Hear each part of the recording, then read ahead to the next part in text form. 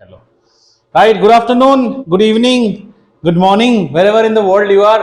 तो बेटा एक चीज मैंने सिलेबस को देखा है, मेरी बात गौर से सुनो जो मैं लिख रहा हूं अभी। हाँ, कोई चीज एक्स्ट्रा जानने में कोई इश्यू नहीं है, कम जानने में इश्यू है। कुछ मैं लिख रहा हूं, आप देखो आपका सिलेबस इस शब्द पे पूरा साइलेंट है जो सीबीएसई में अपलोड हुआ है ना, एटमॉस्फेरिक रिफ्लेक्शन। इस वर्ड का कोई मेंशन ही नहीं है जो कि पहले मेंशन होता था सिलेबस में। ठीक है, एटमॉस्फेरिक रिफ्लेक्शन के अंदर में हम तीन चीज पढ़ते हैं। ट्विंकलिंग, बता रहा हूं अभी अभी मुझे बात कर लेने दो। Twinkling stars, number 2 apparent height, apparent height ये भी स्टार्स की होती है। ठीक है, स्टार्स। और तीसरा होता है इसमें ये हो गया ट्विंकलिंग स्टार्स, एपरेंट हाइट, और एक क्या था, या डीलेड सनराइज एंड सनसेट। ठीक है, अब मेरी बात सुनो, सीबीएसई के सिलेबस को अगर देखा जाए ना बच्चा, that day a very disheartening thing happened. I damaged one marker pen, मेरा दिल रो रहा है इसके लिए। ठीक है, जो सीबीएसई की जो हमारी Janvi, hope you are not on a mobile. Mobile के स्क्रीन में तो नहीं हो बेटा, आपको छोटा नहीं तो आ रहा है, या आप आईपैड में हो? हाँ कर जा बेटा, अगर हाँ मोबाइल में होने से वीडियो बंद कर लो, नहीं दिखाई नहीं देगा। तो बेटा ये तीन जो है ना, ये तीन सीबीएसई के सिलेबस में मेंशन नहीं है इस बार। ओके, सीबीएसई सिलेबस में मेंशन नहीं है, बट आपका जो नया टेक्स्ट बुक है, आपके टेक्स्ट बुक में they have spoken about this, they have spoken about this, they have spoken about this. हम पढ़ लेंगे, ये थ्योरी है, इसमें कोई बड़ी बात नहीं है। ठीक है, हम इसको पढ़ लेंगे। इसके अलावा एक और चीज आता है, तो ये टॉपिक हम पढ़ेंगे। इसके अलावा एक और टॉपिक आता है, स्कैटरिंग ऑफ लाइट। ठीक है, यही टॉपिक बाकी है। इसमें सबसे पहले हम पढ़ते हैं टिंडल इफेक्ट क्या होता है। याद है टिंडल इफेक्ट, कोलॉइड वाला? हाँ, तो टिंडल इफेक्ट वो भूतों का शूटिंग वाला टिंडल इफेक्ट पढ़ेंगे। स्काई इज ब्लू, बस ये इतना ही पढ़ना है। इसके अलावा पहले एक और चीज पढ़ते थे हम, सनराइज और सनसेट लाल क्यों होता है, रेड क्यों होता है, लेकिन यहां बता देंगे, लेकिन उसको टिपिकली सीबीएसई अपने सिलेबस में मेंशन कर दिया है, excluding the colour of sunrise and sunset mention कर दिया है, एक्सक्लूडिंग। बट सीबीएसई में डज नॉट मेंशन दीज मतलब कौन सा दीज, इसका मेंशन नहीं है, पर आपके टेक्स्ट बुक में है। ये सब टेक्स्ट बुक में है, नया टेक्स्ट बुक में है एनसीईआरटी के। हम पढ़ लेंगे यार, कौन सी बड़ी बात है। ठीक है, टेक्स्ट बुक में है। और सीबीएसई कहता है, टेक्स्ट बुक कहती है, सीबीएसई कहता है dispersion of light and applications, that is rainbow, right, and then they go to scattering of light. इसका है ही नहीं। तो चलो ये तो हम पढ़ चुके थे, शुरू करें। एटमॉस्फेरिक रिफ्लेक्शन क्या होता है? एटमॉस्फेरिक रिफ्लेक्शन फटाक फटाक से समझ लेते हैं कि हमारे यहाँ पे बेटा एटमॉस्फेरिक रिफ्लेक्शन ऐसा होता है, this is earth. Quickly revision करेंगे। ये अर्थ होता है, और समझते जाओ, अर्थ के ऊपर होते हैं तरह तरह के लेयर्स होते हैं बेटा। लेयर होता है, लेयर 1, लेयर 2, लेयर 3, इनको लेयर्स नाम देते हैं, लेयर 1, लेयर 2, लेयर 3।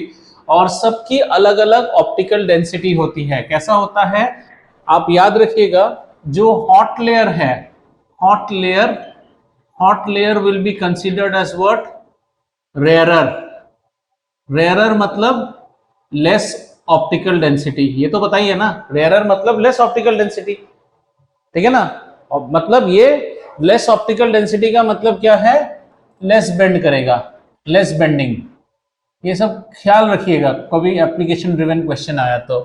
और जो हमारा कोल्ड लेयर होता है बेटा, कोल्ड लेयर, इसका ऑपोजिट होगा। कोल्ड लेयर डेंसर होता है और उसका मोर ओडी होता है, ऑप्टिकल डेंसिटी इज मोर, इसका मतलब मोर बेंडिंग।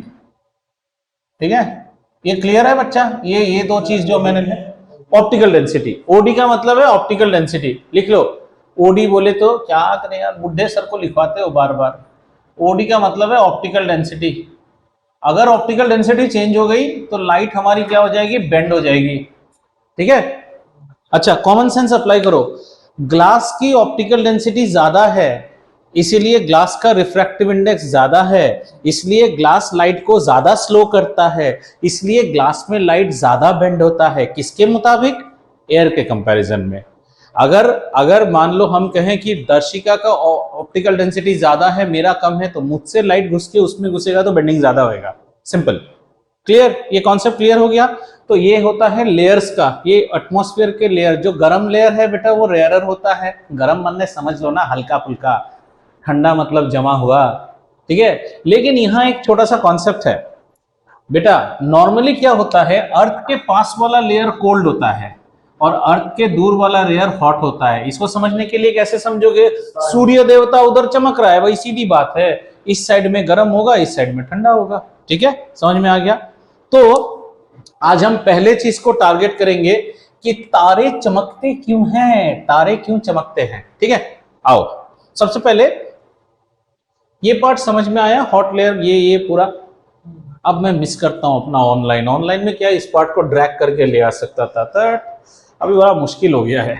चलो आओ यहां बनाता हूं। ये हमारा अर्थ है, ठीक है, और अर्थ के ऊपर कैसे है, लेयर है। अब ध्यान से सुनो, स्टार्स क्यों ट्विंकल करते हैं, ये लेयर है, ठीक है। और ये लेयर कैसा है, L1 लेयर है, इसकी ऑप्टिकल डेंसिटी OD1 है मान लो। L2 लेयर है, इसकी optical density OD2। L3 layer है, इसकी ऑप्टिकल डेंसिटी OD3 है। अब यहां पे एक प्रॉब्लम क्या है, these layers and their optical densities do not remain constant.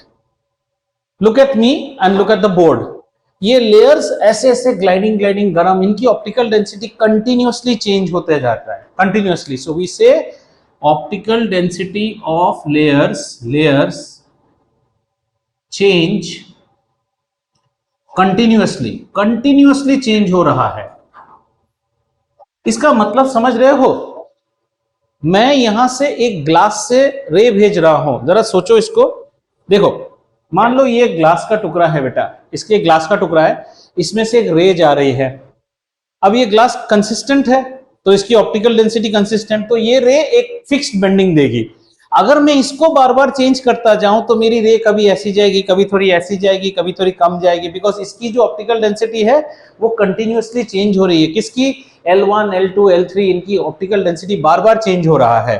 तो मैं जरा रेड पेन यूज कर रहा हूं। जो ऊपर से रे आ रहा है ये किसी एक इंस्टेंस ऑफ टाइम में हो सकता है ऐसे बेंड हो रहा है, देखो। नेक्स्ट इंस्टेंस में हो सकता है ये इतना बेंड हो रहा है, थर्ड में इतना बेंड हो रहा है, हर बार अलग अलग बेंड हो रहा है। Your understanding? क्योंकि ये पर्टिकुलर एक डेंसिटी मेंटेन नहीं कर रहा है।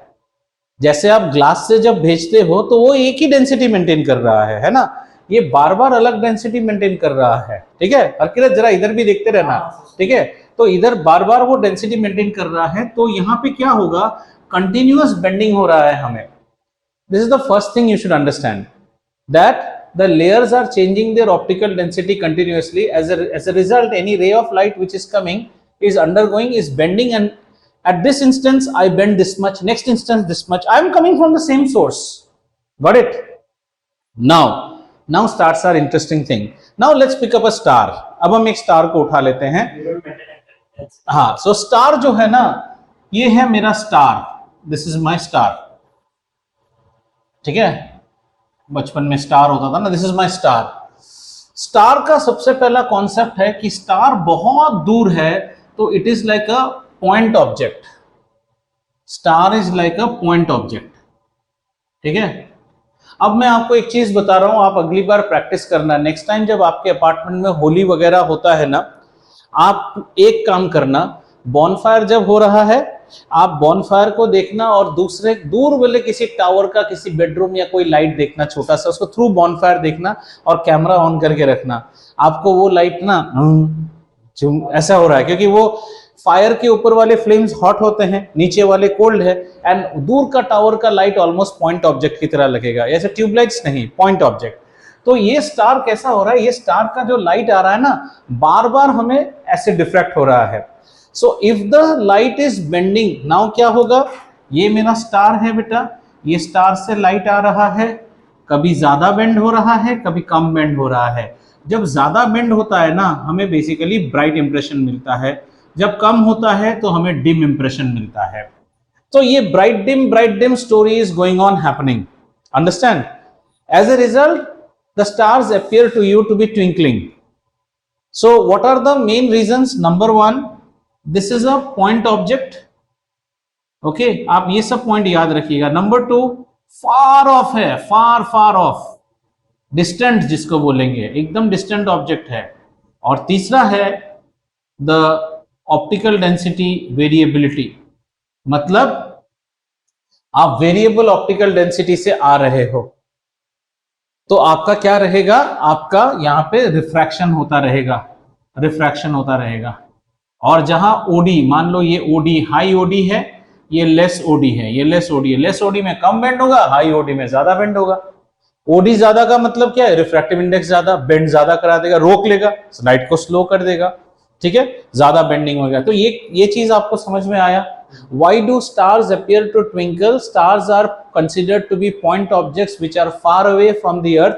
As a result, rays of light coming from the stars undergo atmospheric refraction, and they undergo atmospheric refraction due to variable layers of optical density which are also continuously changing.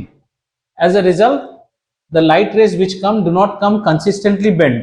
जैसे पानी में अगर मैं cricket bat को डुबो दूं तो आपको कंसिस्टेंटली टेढ़ा दिखेगा, और उसी पानी को आप बहाते जाओ तो ऐसे करके, तो आपको बैट कैसा दिखेगा, टिकलिक टिकलिक ऐसा दिखेगा। वही चीज हो रहा है।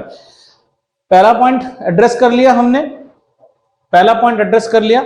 अब दूसरा पॉइंट देखो, जो आप खड़े हो, आप क्या चीज देखते हो, जैसे रिफ्लेक्शन आ रहा है आप वैसा ही देखोगे।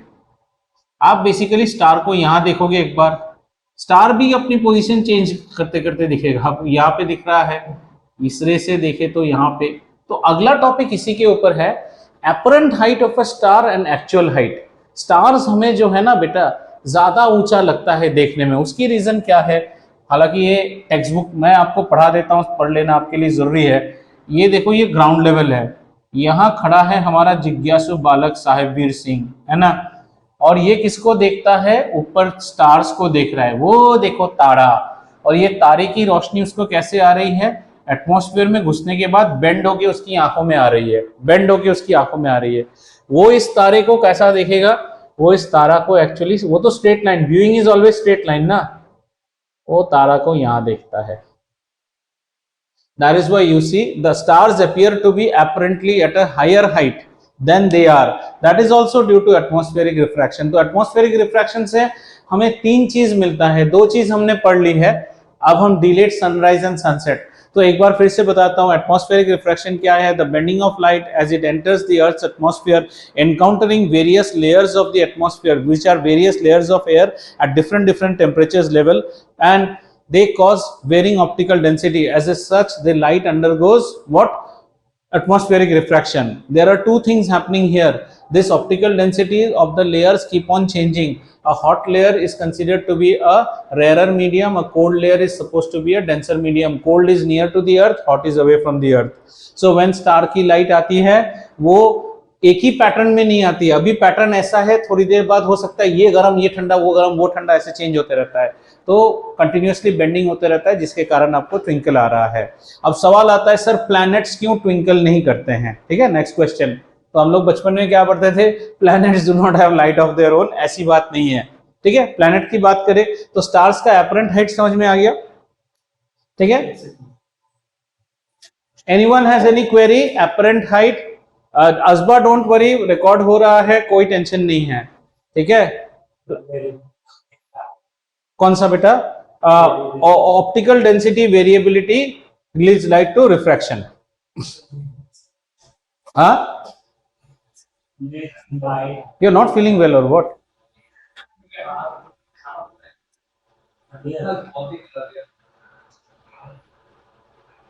ठीक है, तो कुछ खाएगा तो अभी ड्राइंग वाइंग मत करना, अभी समझना। क्यों नोट कर रहा है? पे अटेंशन हियर, घर जाके वीडियो चला के फिर कर।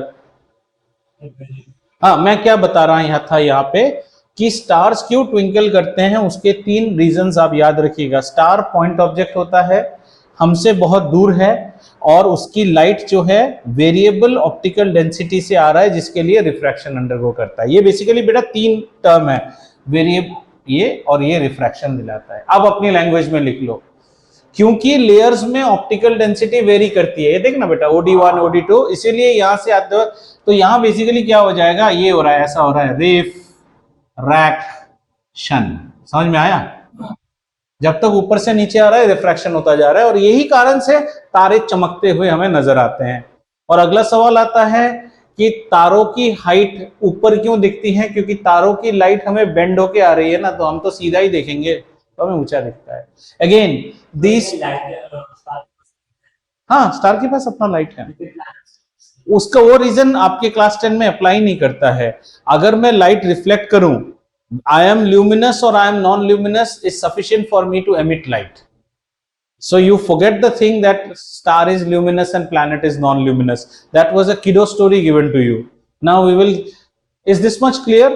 Again as I am saying, अजबा बेटा आज के क्लास के स्टार्टिंग के वीडियो के कुछ बातों को आप ध्यान से सुनिएगा, जहां की मैंने ये समझाया है कि ये पोर्शन सीबीएसई का सिलेबस मेंशन नहीं करता है, लेकिन टेक्स्ट बुक में ट्विंकलिंग ऑफ स्टार्स और डिलेड सनराइज सनसेट है। मैंने इसलिए पढ़ाया है आपको। सीबीएसई इसके बारे में एकदम चुप है, पिछले साल बात करती थी, और सीबीएसई ने इस पोर्शन के बारे में बात किया, ये हम पढ़ेंगे इसके बाद। तो जरा ध्यान से सुन लीजिएगा स्टार्टिंग ऑफ द वीडियो को। चलो मिटाए भाई साहब, हाँ तारों की कहानी बहुत हो गई। अब आते हैं प्लैनेट्स की बात। प्लैनेट की बात कहाँ करें, यहाँ पे करते हैं। प्लैनेट ट्विंकल नहीं करता है, ठीक है। उसका मेन रीजन देखो, प्लैनेट, उसका मेन रीजन है planet is near to us. पहला चीज, near to us as compare to stars. इसका मतलब ये नहीं कि प्लैनेट की रोशनी एटमॉस्फेरिक रिफ्रैक्शन नहीं हो रहा है, हो रहा है, उसको भी हो रहा है। लेकिन प्लैनेट का क्या है, प्लैनेट में कैसा रहता है, ये पॉइंट ऑब्जेक्ट नहीं है। पॉइंट ऑब्जेक्ट समझ रहे हो ना, पॉइंट ऑब्जेक्ट नहीं है, इसको हम बोल देते हैं it is like collection of point objects. बहुत बड़ा सोर्स है ना, समझाएंगे अभी आपको। कलेक्शन ऑफ, हाँ क्योंकि ज्यादा पास है, कलेक्शन ऑफ पॉइंट ऑब्जेक्ट्स। तो उसके केस में भी रिफ्रैक्शन हो रहा है। मान लो एक प्लैनेट के को हमने सोच लिया मिलियंस ऑफ पॉइंट ऑब्जेक्ट्स का, उसमें एक ऑब्जेक्ट अगर ट्विंकल करता भी है, डिम होता भी है ना, तो आपको पता नहीं चलता है, rest of the other ones nullify it. What I am trying to say, if there are 1000 point objects of light, अच्छा चलो, let us go to a cricket stadium where the floodlight is on. सारे LEDs जलते हैं, आजकल तो LED हो गए हैं, पहले LEDs नहीं होते थे, बल्ब होते थे। तो ऐसा एक बार ऐसा मैच हो रहा था साउथ अफ्रीका में, when we were in class 10th. So Kapil Dev started complaining light की इश्यू है। एक्चुअली देखा गया 2-3 बल्ब्स आउट हो गए हैं, फर्क नहीं पता चलता है। Others make place for it. So in the case of planet, there are lot of point objects, and since it is near to you, what happens, it is also undergoing atmospheric refraction, but the refraction suffered by one point object is nullified by the others. अगर कोई एक dim हो रहा है, कोई bright भी हो रहा है उस वक्त, वही केस है। स्टार क्या है ना बेटा, स्टार अकेला एक टॉर्च की बत्ती है, डिम है तो भी पता चलता है, ग्लो करे तो भी पता चलता है। और ये क्या है, ये है सैकड़ों अगरबत्तियां एक साइड जला के तुम खड़े हो, ऐसे एक को थोड़ा गायब भी करोगे तो क्या पता चलेगा। इसलिए ये ट्विंकल नहीं दिखता है आपको। इसको दूर ले जाओ तो यही बड़ा लाइट क्या हो जाएगा, पॉइंट ऑब्जेक्ट हो जाएगा। जैसे ये शैडो नहीं फेंकता है, ये पॉइंट ऑब्जेक्ट नहीं है ना। आपने अगर पढ़ा होगा, पहले बचपन में हम पढ़ते थे, शैडो में एक आम्रा, एक पेनाम्रा रीजन होता है। शैडो हमेशा, बल्ब लगा दो घर में तो छाया गिरती है, ट्यूबलाइट से छाया नहीं गिरती, इसलिए तो हमने ट्यूबलाइट जलाया चारों ओर, ताकि मेरे जैसा काला आदमी गोरा दिखे, है ना। शैडो लूंगा तो अभी क्या होगा, मेरे पीछे इतना बड़ा सा एक शैडो आ जाएगा। देखो, शैडो ट्यूबलाइट से कभी नहीं गिरता है, कम गिरेगा, very less. Tubelight point object नहीं है ना, पॉइंट ऑब्जेक्ट से शैडो गिरेगा हमेशा, ठीक है, क्योंकि वो दूर है, वो पास आ जाएगा। फिर वही प्लैनेट को, यूरेनस को तो उठा ले, ऐसे ले लेके दूर ले जा, तो पॉइंट ऑब्जेक्ट हो जाएगा। अब एक चीज सोचना, मैं इस ट्यूबलाइट में जरा सी रोशनी आगे पीछे हो रही है, तुम्हें पता चलेगा नहीं। लेकिन अगर मैं यहां से अंधेरी रात में बहुत दूर पे कैंडल जला के रखूं और वो फ्लिकर करे, तुम्हें पता चल जाएगा ना। वही चीज यहां हो रहा है। ठीक है, ये दोनों हो गए भाई साहब। अब डिलेट सनराइज सनसेट देख ले। आइए चलिए मिटाओ इसको। ऑनलाइन बच्चा लोग, दर्शिका नमकीन खा रही है, मेरे को देख के लोभ हो रहा है। मैं एक के बाद एक क्लास कर रहा हूं, कुछ नहीं है। ठीक है, हाँ बिस्किट बिस्किट नहीं नहीं है घर पे सामान रहता है। हाँ कौन सा क्या खा रहे हो बेटा? ओ मैंगोस खा रहे हो, हाँ खा लो खा लो। और भी ज्यादा जलन है, एक तो पहले था, अभी नमक भी छिड़क रही है। ठीक है, चल आगे बढ़ते हैं। और होराइजन, तो बिस्किट खाएगा क्या? अच्छा ठीक है, 1 मिनट रुक जाओ। हाँ, छोटे बच्चे को थोड़ा बिस्किट दे देता हूँ, यार टायर्ड होके आया है। तब तक तुम लोग ये नोट कर लो।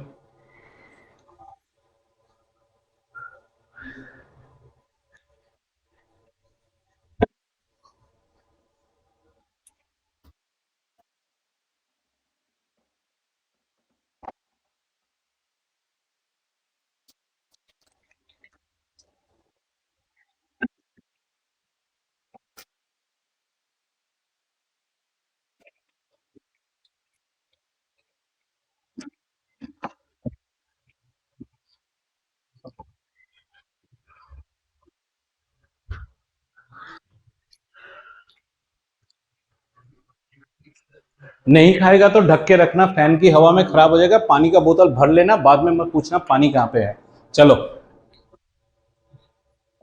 तब से बोल रहा हूं खाओ खाओ, बाद में यहां फेंट होके गिरोगे, फिर मेरे ऊपर केस। बच्चा बेहोश हो गया। चलिए डिलेट सनराइज एंड सनसेट को देखते हैं। ठीक है, आपको पता है दिन आपको 4 मिनट ज्यादा लंबा दिखता है जितना ना है। ठीक है ना? आइए, नहीं नहीं, आपको ज्यादा, एक्चुअली दिन छोटा होता है, हमें तो बड़ा दिखता है। मान लिया, खाली उसको नहीं खाएगा तो ढक्कन ढक के रख, फैन के नीचे सब सॉगी हो जाएगा। ठीक है, ढक देना, लेकिन सुन लियो, बिस्किट ढक के रख अगर फैन। हाँ, मैं पढ़ाऊंगा, मेरा मन उसी तरफ जाएगा। आ जाओ, सबसे पहले दो चीज देखते हैं बेटा। आपको एक वर्ड की मीनिंग आनी चाहिए, और वो वर्ड की मीनिंग है होराइजन। होराइजन। तो असबा हमसे पूछती है सर होराइजन क्या है? तो हमने कहा चलो शिप में बैठो, और अब हम इंडियन ओशन में सेल कर रहे हैं। दूर देखो हमारी सल्तनत कैसी, आसमान जाके जहां पानी के साथ मिल रहा है उसे हम होराइजन कहते हैं। समझ में आ रहा है असबा? दूर आसमान जाके पानी में मिलेगा ना कहीं, उसे हम होराइजन कहते हैं। जितना खाना है का, ठीक है, नो टेंशन। तो होराइजन का मतलब है, यह है हमारा अर्थ।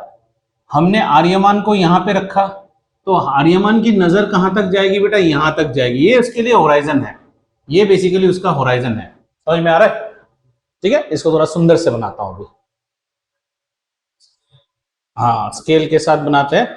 तो होराइजन हमारा समथिंग ऐसा है, जो जहां से जिस चीज की व्यू मिलेगी किसी को, इसको हमने होराइजन मान लिया।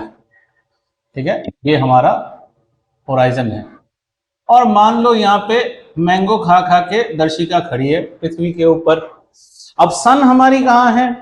अब हम बात कर रहे हैं अर्ली सनराइज की। ठीक है, अब दर्शिका जिस पार्ट ऑफ द अर्थ में है वहां अभी तक सुबह नहीं हुआ है।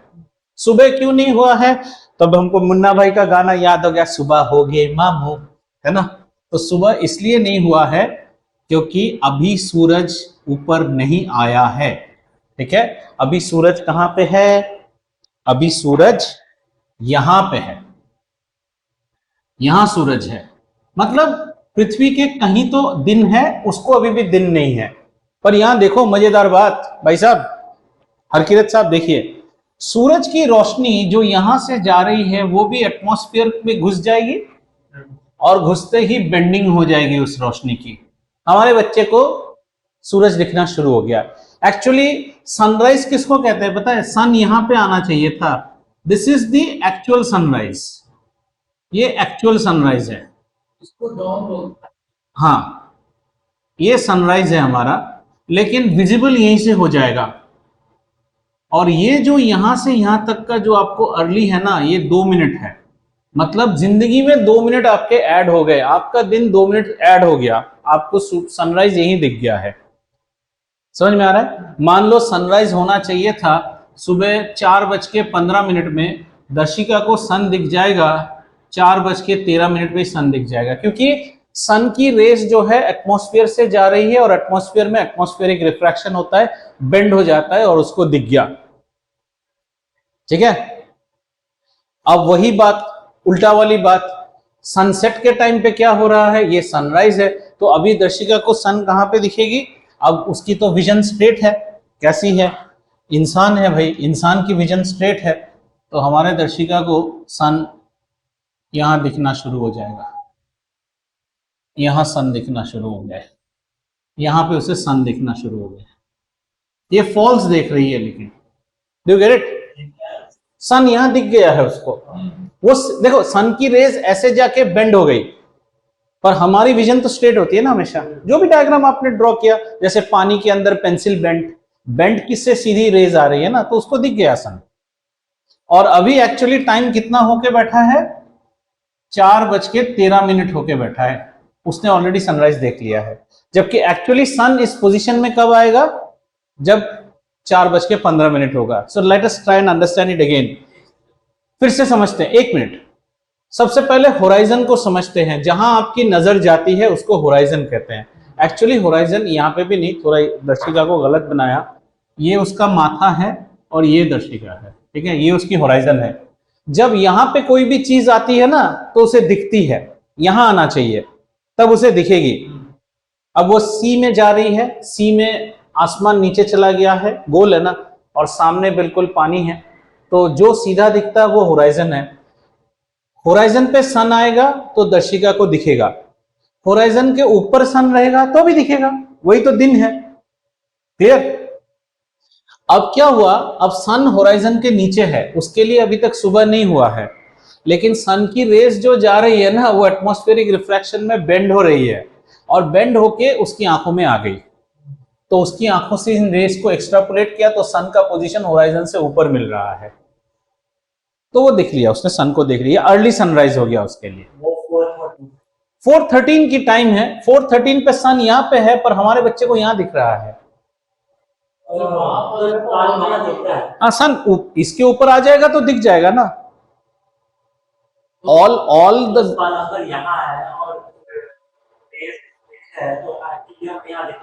हमें कोई चीज कैसे दिखता है? लाइन ऑफ साइट हमेशा स्ट्रेट होता है।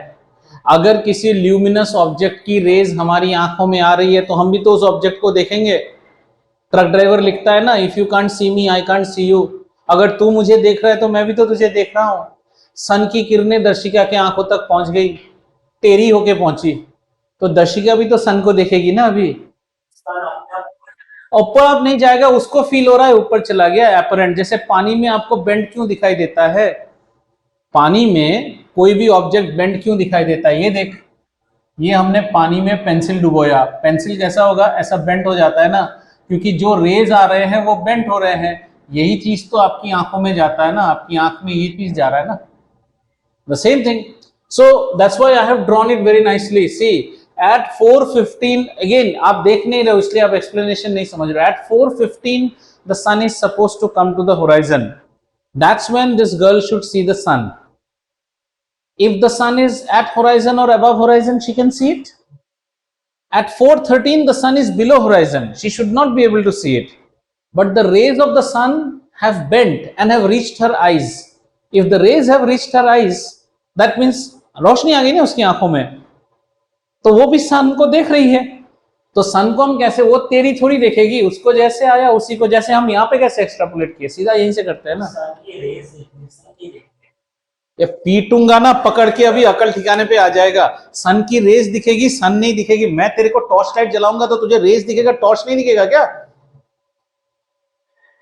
हम कोई शाम की बात बाद में, पहले सुबह की बात समझ लें फिर शाम समझ लेंगे भाई साहब। सुबह की बात समझ की नहीं आपने, नहीं समझा तो हम फिर समझाएंगे। हम किस चीज को देख पाते हैं? जो हमारी होराइजन पे है या होराइजन से ऊपर है। क्लियर? अगर कोई चीज होराइजन के नीचे है हम उसे देख पाएंगे नहीं। मान लो ऊपर कोई फरिश्ता आईना से आपको होराइजन के नीचे का सन दिखा रहा है। सर देखिए सन जापान में है पर हम आईना पकड़ रहे हैं, तुम्हें दिखेगा ना सन? वही कांड हो रहा है।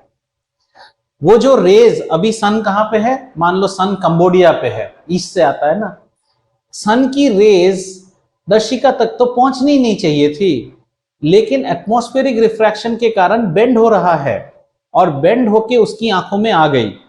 कौन सी पोर्शन आ गई, ऐसे बेंड होके आ गई बेटा, बेंड होके आ गई ऐसे, मान लो ऐसे सन गई और सन की रेज बेंड होके उसकी आंखों में आ गई, तो उसका इमेज क्या होगा, वो सन की इमेज को यहां देखेगा ना।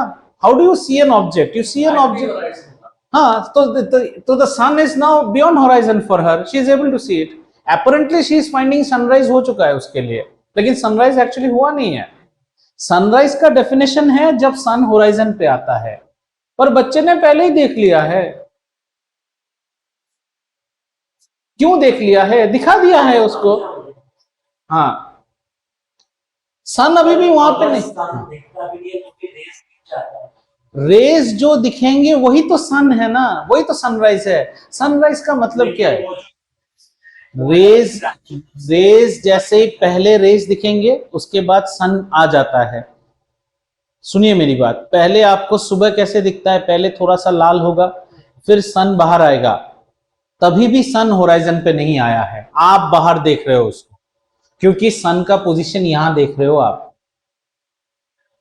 If a luminous object's rays reach me to a considerable extent, I will be able to see the luminous object. तुम जो बातें कर रहे हो वो है, सर आप इस रूम में लाइट जलाए बैठे हो, मैं उस रूम में हूं, उस रूम में भी तो रोशनी जा रही है, मैं थोड़ी इस लाइट को देख रहा हूं, वैसा बात नहीं है। हाँ, हाँ, कौन सा, हाँ, आते समय उससे मुझे क्या मतलब है, मेरे आंखों में आना चाहिए, बस खत्म। हाँ, इमेज फॉर्म हो गया, I am able to see you.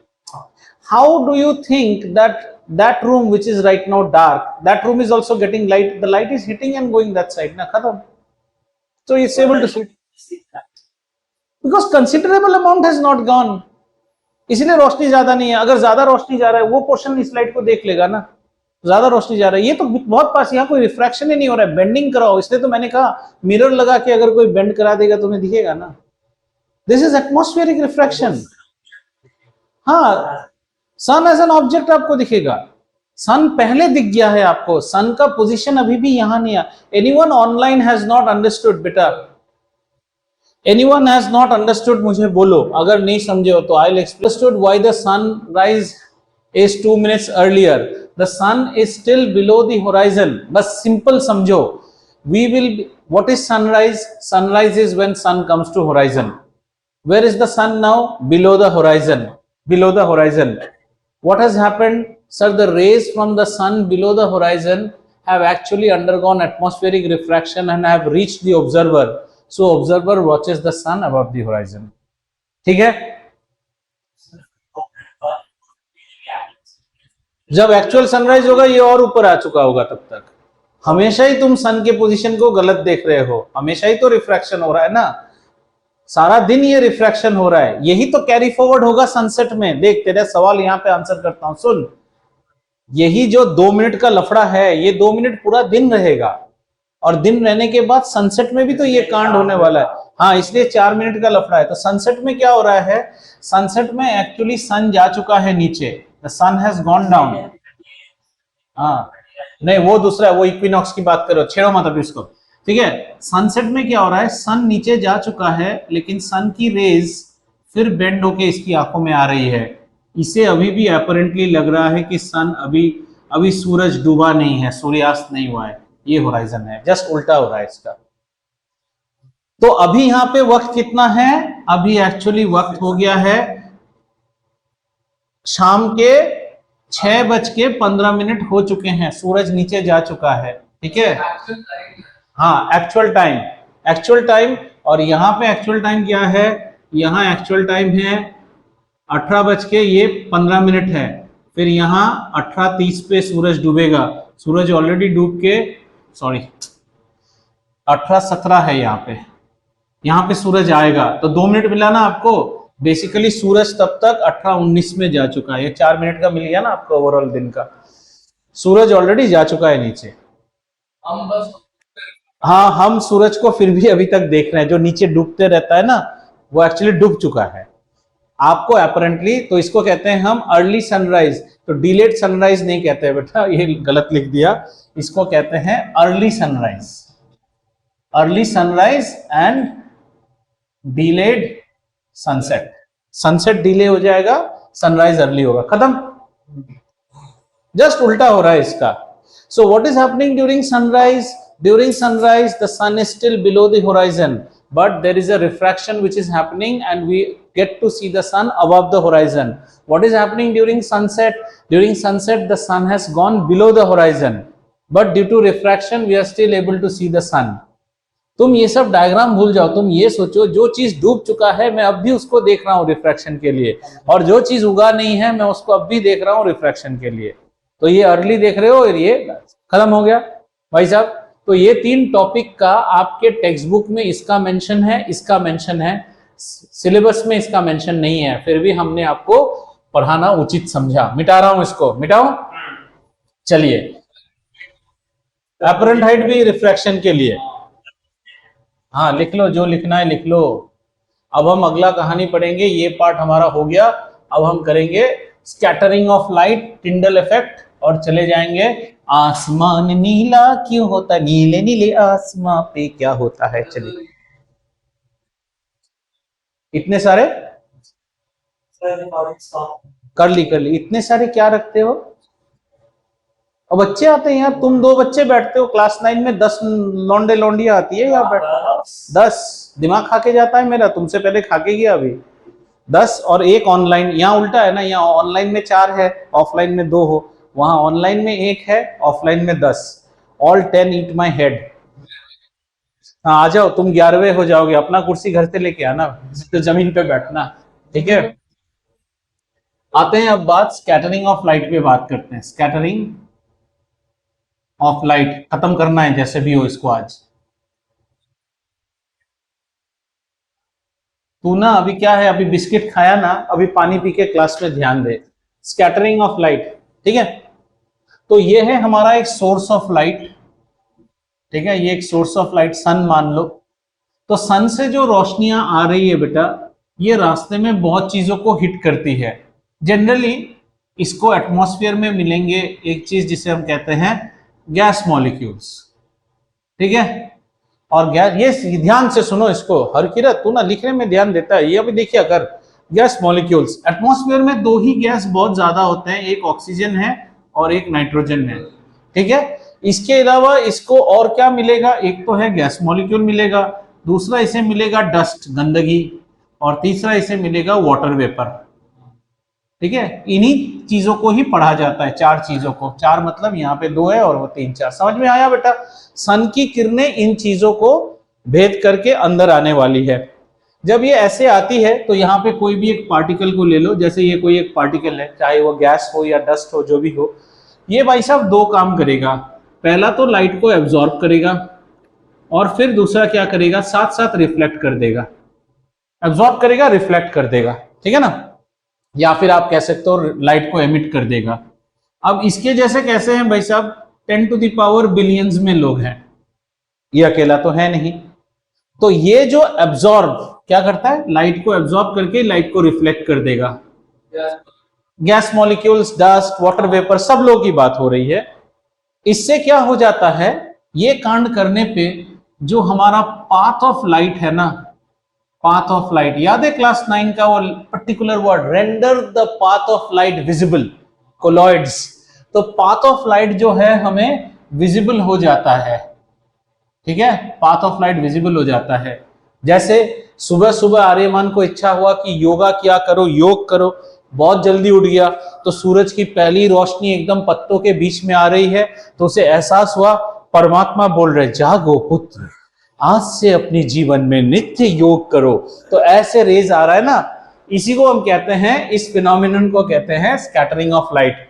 So scattering of light is the phenomenon due to which light when emitted from a source passes across many particles and these particles absorb the light and reflect them back, thus scattering the light. Cinema hall में जब हम बैठते हैं, पीछे घूम के projector whole को देखते हैं, तो हमें स्कैटरिंग ऑफ लाइट दिखता है।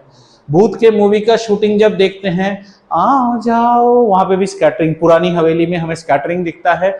सुबह उठ के कोई भी योगासन टाइप चीज करोगे तो ऊपर से और एक दिन परमात्मा ने उन्हें कहा, तो वहां भी आपको स्कैटरिंग ऑफ लाइट दिखती है ना। पहले जमाने में हमें थप्पड़ जब लगता था तब भी कहते थे स्कैटरिंग ऑफ लाइट, तारे नजर आ रहे हैं, वो भी स्कैटरिंग ऑफ लाइट होती थी। समझ में आ गया। और इस स्कैटरिंग ऑफ लाइट को सबसे पहले किसने डिस्कवर किया था? एक्चुअली फिल्मों के लाइन से थे ये आदमी, इसी के नाम से है टिंडल। टिंडल इफेक्ट बोलते हैं। टिंडल इफेक्ट वो है, Tyndall effect is the effect of scattering of light. और यही आप पढ़ते थे कि सॉल्यूशन क्या करेगा? लाइट को स्कैटर नहीं करता है, सस्पेंशन स्कैटर करता है। लेकिन कोलॉइड कैसा है? कोलॉइड जो है ना, बड़ा ही चालाक आदमी है। कोलॉइड फिल्टर पेपर से पास हो जाता है। लोगों को लगता है यार ये तो सॉल्यूशन है। कोलॉइड के पार्टिकल साइज काफी छोटे होते हैं, यार ये तो सॉल्यूशन है।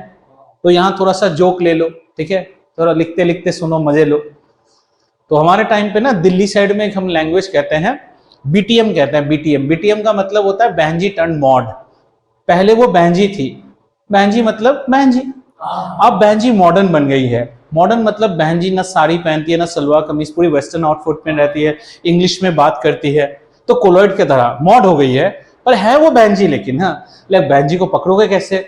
बहनजी सब ऐसे, आइए आइए मेरे घर में, हाँ please have a seat, what would you like to have, सब अंग्रेजी में दे रहा है। लेकिन बहनजी कोई ना कोई एक सुराग तो छोड़ेगी कि वो बहनजी है। तो देते देते कहने लगी, मिसेस सक्सेना स्नैक्स लीजिए ना। स्नैक्स, पकड़ में आ गया, आप बहन जी हो। ये कोलॉइड भी वैसा है। इससे जब आप लाइट मार दोगे ना तो लाइट का पाथ विजिबल हो जाता है और हम धर लेते हैं कि भैया तू सॉल्यूशन है नहीं, तू कोलॉइड है। दूध हो गया, ब्लड हो गया, इंक हो गया, ये सब कोलॉइड है। लेकिन अगर आप ये लोगे ना, जैसे टैंक को पानी में घोल लोगे, उससे लाइट जलाओगे तो टैंक लिट अप नहीं होगा, क्योंकि वो ट्रू सॉल्यूशन है। लेकिन अगर आप दूध में से छोड़ दोगे तो लाइट का पाथ विजिबल हो जाता है। हाँ, कोलॉइड फिल्टर नहीं होता है, कोलॉइड फिल्टर पेपर पास करके चला जाए। नहीं नहीं नहीं नहीं, दैट इज सेंट्रीफ्यूजिंग। बाद में ब्लड को जैसे हम करते हैं सेंट्रीफ्यूजिंग कर सकते हैं, ठीक है। तो ये समझ में आया what is Tyndall effect. Tyndall effect basically explains the scattering of light. और टिंडल ने क्या देखा था? टिंडल ने देखा था कि आप जब कोई व्हाइट लाइट लेते हो, ठीक है ना, व्हाइट लाइट, तो व्हाइट लाइट के स्पेक्ट्रम में क्या है बेटा? विबज्योर है ना। व्हाइट लाइट के अंदर क्या है? विबज्योर है। और ये व्हाइट लाइट क्या कर सकता है? स्कैटर हो सकता है। अब ये स्कैटर डिपेंड करेगा, और इस स्कैटर से या तो हमें व्हाइट लाइट मिल सकता है ना, या फिर हमें सम पर्टिकुलर कलर भी मिल सकता है, पर्टिकुलर कलर मिल सकता है। ये पूरा चीज डिपेंड करेगा स्कैटरिंग के ऊपर, स्कैटरिंग के ऊपर। और स्कैटरिंग किस पे डिपेंड होता है? जिन चीजों को आपने बिल्कुल गौर नहीं किया, ये जो चार महाशय है ना, यही रोल प्ले करेंगे अभी। ये रोल प्ले करेंगे कि आपको स्कैटर के बाद सफेद रोशनी दिखने वाली है या रंगारंग रोशनी दिखने वाली है। कहानी यहां तक समझ में आई? स्कैटरिंग का मतलब क्या है? जब लाइट किसी भी सोर्स से आ रही है और रास्ते में पार्टिकल्स के साथ स्ट्राइक करती है, वो पार्टिकल्स लाइट को एब्जॉर्ब करके फिर से एमिट करती है, रिफ्लेक्ट करती है। इस तरह लाइट बिखेर जाती है। अभी जो मैं ये फोटो के लिए ट्यूबलाइट्स यूज कर रहा हूं, ये भी स्कैटरिंग है। बेसिकली लाइट को स्कैटर कर रहा है ताकि रोशनी बढ़े, और ठीक है ना। तो हमने रोशनी को बढ़ा लिया यहाँ पे। और टिंडल इफेक्ट, तो इसमें क्या हो जाता है? लाइट की पाथ विजिबल हो जाएगी। और अगर हम देखें एटमॉस्फेयर में हमें क्या पार्टिकल मिलते हैं बेटे? चार पार्टिकल मिलते हैं, प्रीडोमिनेंटली नाइट्रोजन, ऑक्सीजन। अब आप बोलोगे सर कार्बन डाइऑक्साइड, आर्गन, तो मैं बोलूंगा हीलियम भी है, पर भैया उन्हें छोड़ दे, इन दोनों के साथ ही सर पीट ले, ठीक है। डस्ट और वाटर वेपर मिलते हैं और इनसे लाइट आती है। टिंडल साहब ने इस चीज को डिस्कवर किया था, इसलिए इसको टिंडल इफेक्ट कहा जाता है, स्कैटरिंग को। टिंडल ने ये देखा कि व्हाइट लाइट को स्कैटर किया जा सकता है। अब स्कैटर करने के बाद या तो हमें व्हाइट लाइट मिलेगा या पर्टिकुलर किसी कलर मिलेगा। कहानी यहां तक हुई। इतना तक समझ में आया? एब्जॉर्ब रिफ्लेक्ट मतलब अगर तुम्हारे पास मैं एक थाली रसगुल्ला दूं तो तुम या तो सत्यवादी हरिश्चंद्र की तरह वो थाली साहेब को दे दोगे, या फिर कोई नहीं देख रहा है तो दो रसगुल्ले जेब में डालोगे फिर इसको दोगे। एब्जॉर्ब एंड एमिट, या फिर एमिट, या फिर तुम कोई देखा नहीं तो सीसी कैम ने देख लिया फिर दे दोगे, दो में से एक। समझ में आया? ये लोग भी भाई साहब वैसे ही है ना। सूरज की रोशनी, आदमी यार बेगॉन स्प्रे नहीं छोड़ता है, वो सूरज की रोशनी थोड़ी छोड़ देगा, थोड़ा सा एब्जॉर्ब करेगा, बाकी एमिट कर देगा, या फिर डायरेक्ट एमिट करेगा, जो भी है स्कैटर करा रही है लाइट को। Gas molecules, dust and all this things they absorb. हाँ ठीक है ना, ये 4 लोग हैं। नहीं ऐसा नहीं है, कौन एब्जॉर्ब करेगा? देखो सबके, हर कोई इंसान चोर है, जिसके पास चोरी का मौका नहीं है वही चोर नहीं है। पहले हम स्कूल से और ऑफिस से स्टेपलर चुराते थे, अब नौकरी करते हैं, अब स्टेपलर नहीं चुराते, बहुत मिलता है, लेकिन अगर अभी पार्कर का पेन रख दूं ना गोल्डन लिप वाला, तो वो भी चुरा लेंगे। बस चोर की हमारी लेवल अलग अलग होती है, ठीक है ना? समझ में आया? चले आगे बढ़े। हाँ अब लिखते, देखो भैया मेरी कहानी है, कहानी मैं पढ़ाते रहना हूँ टॉपिक वाइज, आप जा जो लिखना है, बस मैं ये कहता हूँ हमेशा लिखते कि नजर नीचे मत रखो, इधर भी रखो, कहानी इधर भी हो रही है, बाकी you take it as you want, ठीक है? जो आपको लिखना है लिख सकते हैं, बस मैं कहता हूँ बीच बीच में बोर्ड पे नजर रखिए। अब कहानी आगे बढ़ते हैं। कहानी क्या पढ़ेंगे अभी? आसमान नीला क्यों होता है, ठीक है? आइए, अगर हम इन दोनों चीजों को देखें तो ये क्या रहता है, इनकी जो साइज है, ये मॉलिक्यूल्स है ना, ये वेरी वेरी स्मॉल है, ठीक है? और इन दोनों को देखें तो इनको कहेंगे कंपैरेटिवली लार्ज, कंपैरेटिवली लार्ज है, लार्ज। समझ में आया? इसलिए कहता हूं नजर इधर रखा करो यार, बात कर रहे हो मॉलिक्यूल की, मॉलिक्यूल की साइज काफी छोटी होती है, और डस्ट और वाटर वेपर काफी बड़े बड़े होते हैं, ध्यान दिया कर इधर, ठीक है? कहानी ये तो रिकॉर्ड हो रहा है, तो दोबारा देख पाएगा इसको। चलिए आगे की बात करते हैं। अब सबसे पहले हमें जो चीज देखना होगा वो है, ये चीज आपके सिलेबस में नहीं है, लेकिन उसके साथ समझेंगे तो और अच्छा रहेगा। आइए, विबग्योर को यहां लिखता हूं, विबग्योर, विबग्योर। ये सूरज से हमें ये कलर आ रहा है, हरकिरत यहां ध्यान नहीं दोगे कुछ नहीं समझोगे, ठीक है? यहां पे याद रखिए वेवलेंथ की बात हम करेंगे, वेवलेंथ। वेवलेंथ को हम डिनोट करते हैं बेटा ये वर्ड लैम्डा से, this is known as lambda. अगर आप वेवलेंथ देखो ना, तो वेवलेंथ इस साइड ज्यादा है, more on the right side, ठीक है? वहां वेवलेंथ ज्यादा है, और आप हायर क्लासेस में जाके पढ़ोगे, उसको पढ़ लोगे तो ज्यादा इजी है। रेलीज लॉ कहते हैं, रेलीज लॉ लिखते हैं रेलिक की तरह। रेलीज लॉ कहता है इंटेंसिटी ऑफ स्कैटरिंग, जितना स्कैटर होगा। अब देखो ये सारी चीजों के अलग अलग वेवलेंथ है, बोले तो इसका वेवलेंथ कैसा है सर, इसका वेवलेंथ छोटा है, रेड का कैसा है सर, रेड का बड़ा बड़ा है, ग्रीन का कैसा है सर, मीडियम है, ऐसे अलग अलग वेवलेंथ है सबके। इंटेंसिटी, अब इसका मतलब है जब आप व्हाइट लाइट छोड़ रहे हो किसी के ऊपर, व्हाइट लाइट तो नहीं आ रहा है, 7 बच्चे आ रहे हैं अलग अलग वेवलेंथ से, सब अलग अलग स्कैटर होंगे। तुम्हें अगर मैं थाली में सजा के 7 तरह की मिठाइयां दो, तुम सातों को एक लेवल पे खाओगे क्या? नहीं ना, कुछ को खाओगे, कुछ को बोलोगे ये बालूशाही उसको दे दो यार, काजू कतली जेब में रखो वो खाएंगे, ये अच्छा नहीं है, ये पेड़ा, ये पेठा है, फट ये साहब को खिलाओ, तो वैसे करोगे आप। मतलब मैंने वो बताया जो मैं पसंद नहीं करता हूं, ठीक है?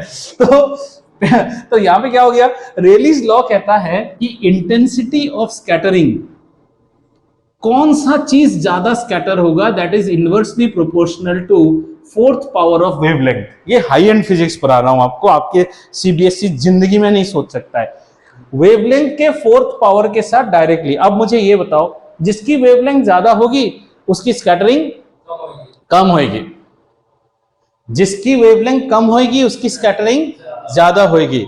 यहीं से एक बात आ जाता है कि लाल को खतरे की निशानी क्यों दी जाती है, लाल का वेवलेंथ सबसे ज्यादा है, लाल स्कैटर नहीं होता है, इसीलिए दूर रेड दिखा तो हमें क्या समझ में आता है, खतरा है।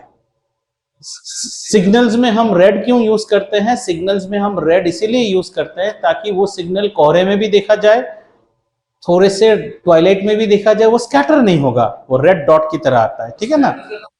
स्कैटर कराना मुश्किल है, red will be seen as red, red को आप स्कैटर नहीं होता है, इतना समझ में आया? अब आओ बात करते हैं, अगर ऐसी बात है तो आपको मोटा मोटी अभी पता चल गया कि वायलेट में सबसे ज्यादा स्कैटरिंग होना चाहिए, ठीक है? Followed by Indigo, followed by blue, लेकिन हमारा सवाल क्या है, नीले नीले आसमान पे अंबर पर, अंबर नीला क्यों होता है, वायलेट क्यों नहीं होता है? अब वो एक सवाल आता है, ठीक है ना। तो अगर हम सन के स्पेक्ट्रम को देखें, सन का स्पेक्ट्रम अगर देखें, सन नहीं, व्हाइट लाइट के स्पेक्ट्रम को देखें, व्हाइट लाइट में बेटा ये सब यूनिफॉर्मली डिस्ट्रीब्यूटेड नहीं है। इसलिए तुम उस दिन मुझे पूछ रहे थे रेनबो में सारे कलर्स थोड़ी दिखते हैं, बात सही है आपकी। हमारा व्हाइट लाइट में आपको मेजॉरिटी रेड्स दिखता है और ब्लूज दिखता है, ठीक है, ब्लूज मैंने बोला। रेड्स में कौन कौन आ जाते हैं बेटा, रेड खुद आता है, ऑरेंज आता है और येलो आता है, इनके मिश्रण से रेड। ग्रीन कहां रहता है बेटा, थाली का बैंगन है ना, इधर का ना उधर का। और इस साइड में हमें क्या देखने को मिलता है, वायलेट, इंडिगो और ब्लू देखने को मिलता है, ये ब्लूज होते हैं। अगर हायर एंड फिजिक्स देखा जाए तो जो लाइट की स्पेक्ट्रम होती है ना, वहां लाल बहुत ज्यादा रहता है और मेजॉरिटी पोर्शन उसके बाद रहता है ब्लू। ये ब्लू में ये तीनों मिश्रित है, all this three are mixed, right, this is known as the blues. वो this portion is all blues only, यहां ब्लू ज्यादा है, यहां मान लो थोड़ा इंडिगो ऐसा है, तो this is the blue portion, ठीक है। So story is very clear. So when now we have to attack these three things. Now what happens? इनका जो साइज होता है ना, very very small, these sizes are comparable to the wavelength of the lights that are coming. Please understand. और इनका जो है ना, you cannot compare with the wavelength of light. These are very very high, बहुत बड़े हैं, और ये wavelength काफी छोटा है। छोटा होने के कारण अब किसकी बात हो रही है, ये ब्लूज की बात हो रही है बेटा, द ब्लूज के साथ। अगर आपका ये आप हायर एंड 12 में ये कॉमन पॉइंट हो जाता है, if your size of the particle is not comparable to the wavelength, ये इसको कुछ छेड़छाड़ नहीं कर पाएगा। ये क्या होगा बेटा, ये कैन नॉट स्कैटर करने का भी एक मीनिंग होता है, स्कैटर करने, हाँ नहीं अभी बता रहा हूं, रुक जाओ। रेड को स्कैटर ही नहीं होगा, रेड तो है, ये रेलिस लॉ क्या पढ़ा तुमने, रेड स्कैटर ही नहीं होता है, स्कैटर होएगा हमेशा द ब्लूज विल स्कैटर। या तो तू ये टॉपिक पढ़, अभी एक चीज आंसर दो यार, ये तुम लोग पढ़ चुके हो, हाँ या ना बोलो, सिर्फ ना। तो तुम्हारे लिए क्या बात है पता है, टेलीविजन और गीजर के पीछे लिखा रहता है please do not try to open without a qualified technician, threat of life exist.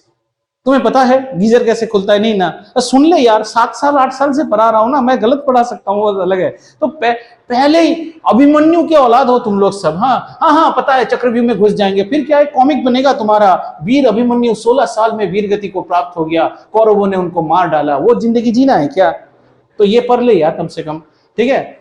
Intensity of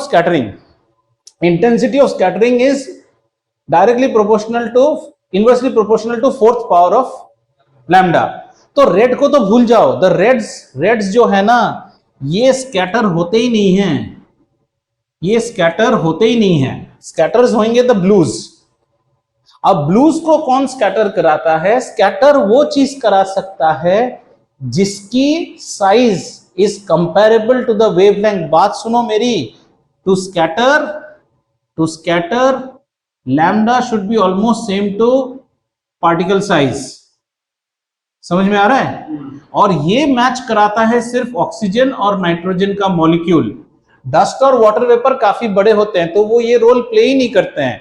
और एटमॉस्फेयर में कितना नाइट्रोजन है बेटा? 75% है, बाकी 20% हमारा कम से कम क्या है? ऑक्सीजन है, भर भर के है। यानी भर भर के वो चीज है जो ब्लू को स्कैटर कर सकती है। स्टोरी समझ में आ रहा है? भर भर के वो चीज है जो ब्लू को स्कैटर कर सकती है, इसलिए ब्लू लाइट बहुत ज्यादा बिखर जाता है हमारे पास। अब सवाल आता है कि सर अगर आप रेलीज लॉ कह रहे हो तो रेलीज लॉ के मुताबिक तो आसमान वायलेट दिखना चाहिए था, क्योंकि वायलेट की सर। तो यहां बात आती है इंसान की आंख। Your eyes are more sensitive to blue. अगर आपको जब आप आई टेस्ट करते हो ना तो आपको ग्रीन रेड दिखाता है एक, and our eyes sense blue faster than violets. ये कमजोरी है आपकी, समझ में आया?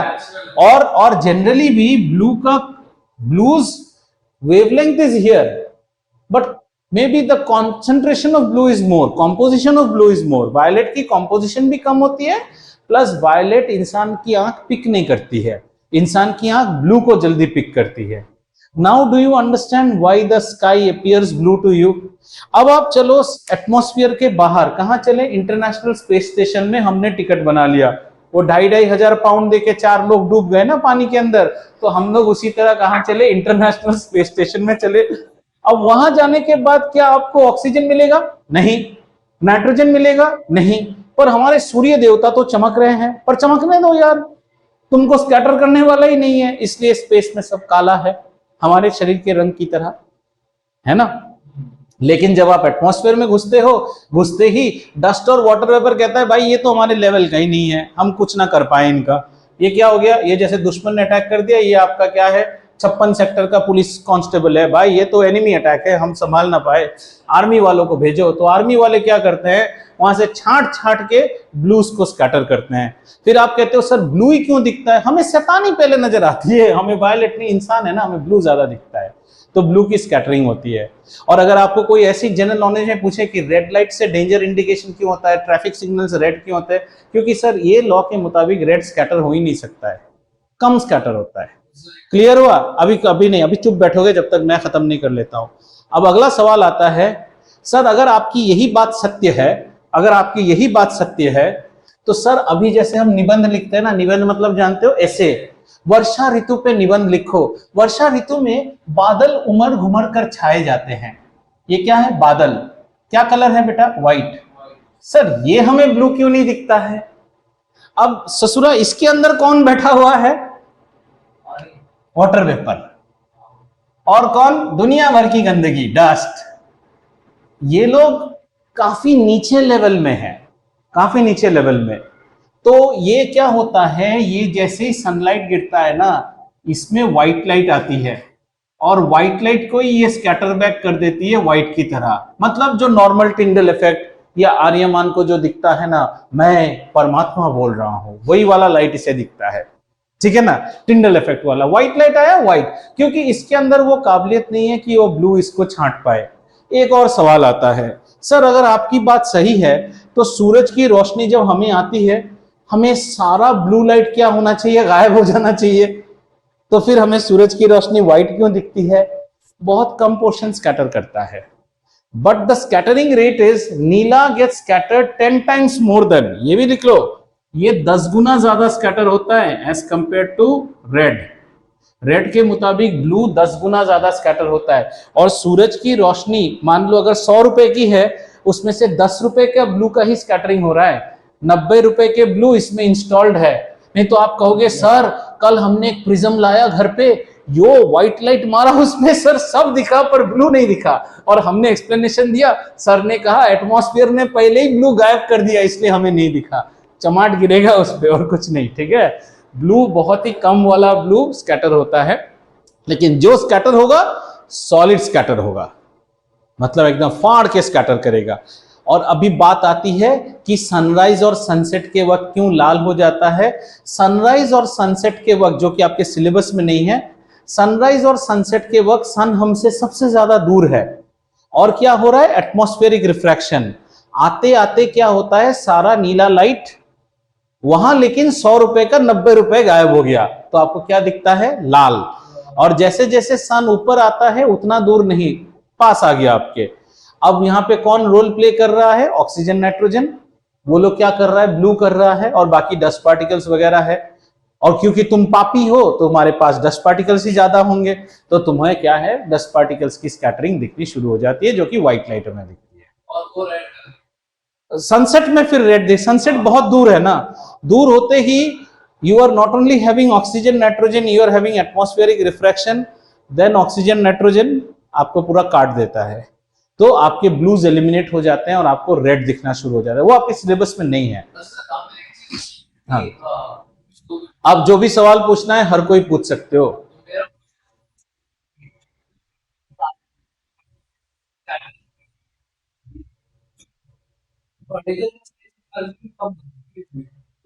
नहीं, सवाल वो नहीं है। स्कैटरिंग ऑफ लाइट तो हमेशा होता है। इसका सबसे बड़ा उदाहरण है कि जब आप बैठ के नाचोस खा खा के सिनेमा देखते हो तो लाइट स्कैटरिंग हो रहा है। उस वक्त कौन स्कैटर कर रहा है? Dust particles. पीवीआर में पैसा देके गंदगी के पार्टिकल्स को देखते हो और सामने कटरीना कैफ को भी देख रहे हो, ठीक है। उन 10 पार्टिकल्स ने लाइट को स्कैटर किया, क्या कलर दिखता है? व्हाइट कलर दिखता है, क्योंकि उन पार्टिकल्स की size is not comparable to the wavelengths, so they can not scatter it preferentially, ठीक है ना। पूरा थाली भुक्कड़ बच्चे को मिठाई की थाली दियो यार, पेठा वेठा सब का के पैकेट भी खा गया, वो समझ में आया ना, वैसा है। लेकिन जब आप एटमॉस्फेयर के थ्रू आ रहे हो तो वहां पे शातिर बच्चे बैठे हुए हैं, कौन? ऑक्सीजन, नाइट्रोजन, इनकी साइजें कंपेरेबल है इन सबके साथ। फिर सवाल आता है सर सबको क्यों नहीं स्कैटर करता है? तो वहां हम रेलीज लॉ को देखते हैं। रेलीज लॉ कहता है intensity of scattering of any radiation, ये बेसिकली रेडिएशन के लिए है, हम इसको लागू करेंगे लाइट के लिए, is inversely proportional to the fourth power of wavelength. यहां वेवलेंथ ज्यादा है तो ये कम स्कैटर होगा, फोर्थ पावर, वो भी नॉट डायरेक्टली, फोर्थ पावर, मतलब इसकी अगर ज्यादा है तो ये स्कैटर नहीं होगा। इसलिए लाल रंग हम देते हैं रात को सिग्नल विग्नल में, ब्रेक लैंप में, सामने गाड़ी ने लाल रंग से ब्रेक लाइट मार दिया, आपको कोहरे में भी दिल्ली में दिखता है। नहीं तो आप डीटीसी के पीछे लेके गाड़ी को चुम्मा लगा देते, अगले दिन डेंटिंग हो रही है आपकी गाड़ी की, तो क्या हो गया? आपको लाल लाइट दिखना शुरू हो गया। अब ये लाल लाइट स्कैटर नहीं होता है। अगर हम फिर विबग्योर को अच्छी तरह बांटे तो हम देखते हैं ज्यादातर आपको रेड्स और ब्लूज में दिखता है। जैसे वो हाई एंड पेस्ट्री वाले होते हैं ना, भैया show me something in red. अब रेड क्या है? जयपुरी रेड देखना है आपको, रानी कलर में रेड देखना है, क्रिम्सन रेड देखना है, वो आपके क्या होता है, क्या था वो दुकान यार, छाबरा फैशंस, कहाँ पे? यहाँ पे ओल्ड सिटी, ओल्ड दिल्ली। और निकालो यार मनीष मेहता वाला, वो वाला रेड, वो वाली रेड निकालो, वो तो रेड में ही 10 रेड निकाल देगा। तो रेड्स होती है और क्या होती है? ब्लूज होती है हमारे पास। ब्लूज में आगे वायलेट, इंडिगो और ब्लू, और रेड्स में कौन आ गया? Red, yellow, orange and yellow, green को बीच बीच में पकड़ लो। तो ये स्कैटर नहीं होते, ये स्कैटर होते हैं। इनमें अभी बात आती है सर वायलेट तो सबसे ज्यादा स्कैटर होना चाहिए था, पर वायलेट का जो कॉम्पोजिशन है वो कम होता है, ब्लू का कॉम्पोजिशन ज्यादा, प्लस इंसानी आंख ब्लू को ज्यादा पिक करती है। कॉम्पोजिशन मतलब जैसे मान लो मैं तुम्हें एक लाइट दे रहा हूं, उसमें बैंड्स है ना, विबग्योर सारे के बैंड्स एक साइज के नहीं है, ब्लू का बैंड मोटा है। मतलब हमने जो दिवाली मिठाई की पैकेट बनाई ना, उसमें काजू कतली ज्यादा दी थी आपको, समझ में आया, और सोन पपड़ी कम दी थी। कॉम्पोजिशन उसको कहते हैं। क्लियर? किस चीज को? किस चीज को? किस चीज को? पार्टिकल साइज और वेवलेंथ की बात है। अगर पार्टिकल की डायमीटर वेवलेंथ के आसपास है तो वो उस वेवलेंथ को स्कैटर करेगा। हाँ, नैनोमीटर्स में होती है, wavelengths are in nanometres, almost comparable. अब सोचो यार, तुमको कोई एक पूरा बकरा दे देगा तो तुम खा सकते हो क्या? तुम शीख कबाब खा सकते हो थोड़ा सा, पूरा बकरा थोड़ी खा लोगे। तुम्हारा पेट भी तो उस जानवर के कंपेरेबल होना चाहिए। तो सीधी सी वही सी बात है यहाँ पे। छोटे बच्चे को आपने बर्थडे गिफ्ट दिया, कौन सी उम्र क्या है बच्चे की? 1 साल। हमने ना उसे बड़ा वाला कैडबरी सिल्की दिया है, खा पाएगा क्या वो? नहीं ना। और फिर इस बार बच्ची कितनी उम्र हुई जी? स्वीट 16 है उसका बर्थडे, क्या दिया? 2 एक्लेयर्स दिए उसको। तेरे मुंह पे लेके मारेगा वो, जाओ हार, है ना। पार्टी का खर्चा भी नहीं पूरा किया। समझ में आया पूरा कहानी? स्कैटरिंग क्या होता है? जो लाइट हमें पहुंच रही है, रास्ते में ऑब्जेक्ट्स को हिट करके आती है, वो ऑब्जेक्ट्स लाइट को या तो एब्जॉर्ब करती है, या री एमिट करती है, रिफ्लेक्ट करती है, इससे रोशनी चारों ओर फैल जाती है, इसे स्कैटरिंग कहते हैं। पहली बार टिंडल साहब ने देखा था, उन्होंने व्हाइट लाइट के साथ ये सब एक्सपेरिमेंट किया था, और उन्होंने देखा व्हाइट लाइट को व्हाइट में भी स्कैटर किया जा सकता है, पर्टिकुलर कलर में भी स्कैटर किया जा सकता है, ठीक है। इनफैक्ट आप लोगों ने थिएटर और ड्रामा नहीं देखा है।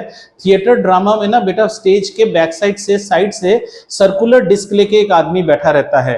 जैसे आप थिएटर में ऐसे कोई रोल कर रहे हो ना, जैसे याद है मुझे 20 साल पहले की बात है, लाइट्स को कम कर देगा, this lovely to watch, stage lighting is superb, stage के लाइट कम कर देगा, और आप कुछ याद कर रहे हो ना, वो तो मूवी नहीं है, वो थिएटर है, आपके मुंह को रेड कर देगा और पीछे के सीन को येलो कर, ग्रीन कर देता है। That is done through disc, and there are people who literally do that job. यहाँ से स्टेज, कभी means Calcutta is very good in theatres, Maharashtra also, ऊपर से ऐसे ऐसे रोशनी फेंकेगा ना, मैं अपने पापा को जेल में याद भी नहीं कर सकता। तुम्हें there is no papa, they will show on reflection, बार के पीछे एक आदमी है, ऑल लाइट्स की कमाल है, स्कैटरिंग।